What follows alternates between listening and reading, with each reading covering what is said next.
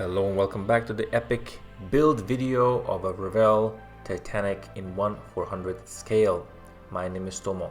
Last time we finished the lower hull. Now it's time to add some decals to make the whole ship more alive. And I do this per usual way, adding some decal solution, adding the decals, wiping them down and pressing them on with a cotton bud. Thankfully this Titanic doesn't have a lot of decals because decals can be a bit annoying, especially if you have too many of them, but here it's okay. And the decals themselves are okay as well. They're not too thick and they're not too thin. I think that's just right. I do apologize for the bad lighting conditions. Although I've been doing this for quite a while now, I still forget that on video you have to be a little bit more generous with light so that the audience can actually see what you are doing.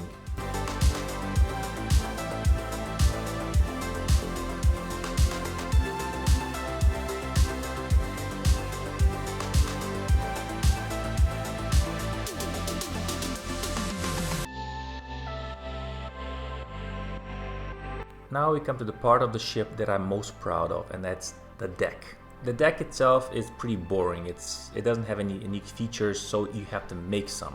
I found this cool YouTube video that shows you how to modulate the deck of a ship to make it more lively. In essence, you're basically making false wood planks on the deck by layering paint one on top of the other, whilst masking individual sections of the deck using a very thin strips of masking film or masking tape. For this Titanic, I decided to paint all the decks with a generous coat of Deck 10 from Tamiya. Then I proceeded to mask off individual planks by using a flexible millimeter wide masking tape from AK Interactive. In hindsight, if I were to do this procedure again, I would not use this particular masking tape because it's too flexible and it doesn't hold its shape, so you constantly have to battle and make sure that it's straight, because if you don't put straight lines on the deck, it will look quite odd. So if I would attempt this again, I would probably use masking tape and cut out millimeter thin masking strips and add them to the deck. It's much more labor intensive, but I believe you will get a better result. By using this procedure, you have to have an end picture in your head how you want the deck to look. So after you're satisfied with the masking, you then spray over with a very light coat of desert sand. And once the coat is dry, you then proceed to mask off the deck again using the same method by placing down millimeter wide strips of masking tape to your desired specifications. I added these strips of masking tape quite randomly, and I tried to visualize how it's going to look after I will remove all the tapes from the deck and hope for the best basically.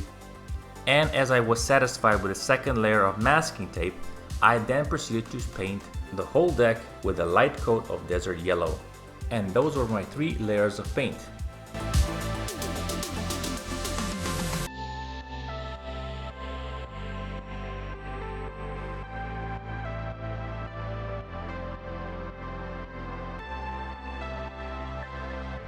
When the paint dried out, I removed all the masking strips carefully with tweezers, and I was mindful not to scratch the deck.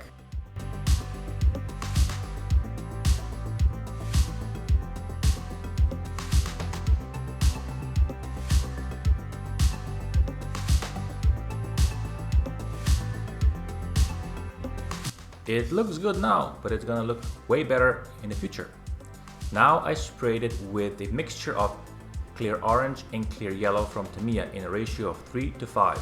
3 drops of clear orange and 5 drops of clear yellow. With this mixture of paint, you're basically simulating fake varnish on wood.